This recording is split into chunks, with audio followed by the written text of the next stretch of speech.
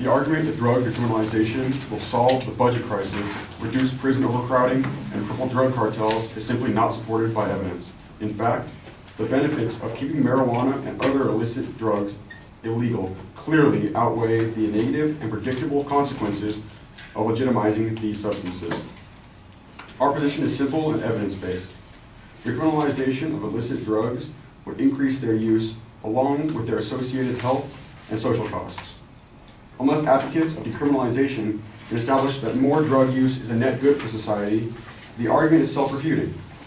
Criminal sanctions against drugs are not a purely punitive tool.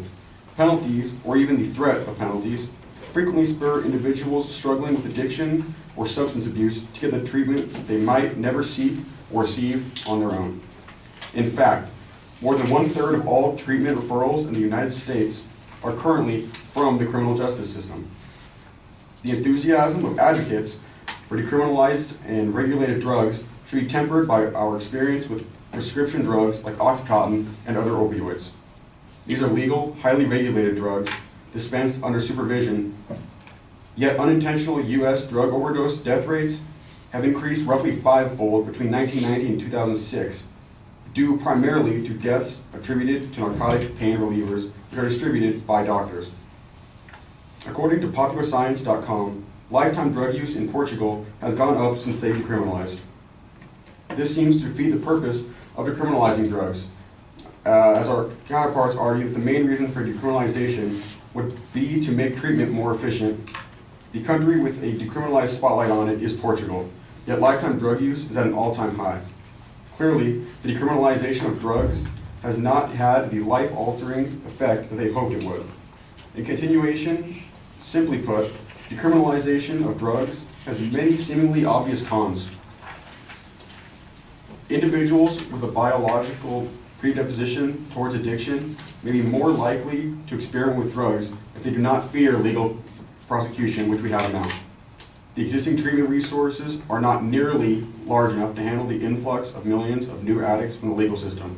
Could you imagine the immediate consequences if the treatment centers, which are already ill-prepared and inefficient, were flooded with hundreds of thousands to millions of new individuals needing treatment? Decriminalization may lead to a push for legalization in many situations, which is the furthest thing we need in our country. If decriminalization leads to an increased supply of drugs on the streets of the U.S., prices will fall and millions of new people may be tempted to experiment. The UK's new Labour government under Tony Blair reclassified cannabis from a Class B to a Class C drug, effectively making its use decriminalized. The same new Labour government reversed the classification back to Class B in 2009, admitting that they had made an error. The most troubling development in earlier cited Portugal has been the rise in overall drug use by school students, with levels in 2011 higher than the advent of decriminalization.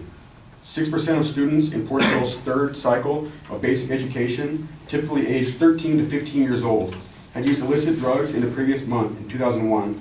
By 2011, that figure had risen to 6.2%. While this is a minor rise, it's doing the complete opposite of what decriminalization aims to do. For secondary students, aged 16 to 18 typically, 12.1% had used illicit drugs in 2001 compared to 16.4% in 2011, an increase of 36%, according to a comparison between Reatox reports for 2008 and 2014. Increasing high school student drug use does not bode well for Portugal's future, and it would not bode well for the United States of America's future either. Alternately, Drug-Free Australia advocates the UK's concept of spent convictions, where drug use remains a criminal offense. Once a user has lived drug-free for a period of 3 to 5 years, the conviction is wiped from their record, providing no impediment to employment or to travel. Such an approach upholds the required meaningful consequences that encourage rehabilitation. In addition, decriminalization will lead to a possible increase in crime rates in other areas like traffic violations, accidents, assaults and battery, and more criminal behavior caused by drug intoxication. The potential for several unknown side effects of drug use among a vast population, a decline in health, especially mental health, discrediting all the evidence on the danger, risks, and consequences of drug use, abuse, and addiction. Even legalizing marijuana or decriminalizing marijuana was at precedent for the legalization of other harder drugs. Decriminalizing the use of some drugs would imply that all the reasons drugs have been legal over the years are false.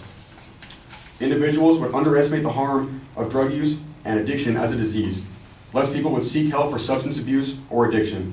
The selective use of data and divergent conclusions are perhaps to be expected from law reforms, given potential for promoting or blocking drug law reform.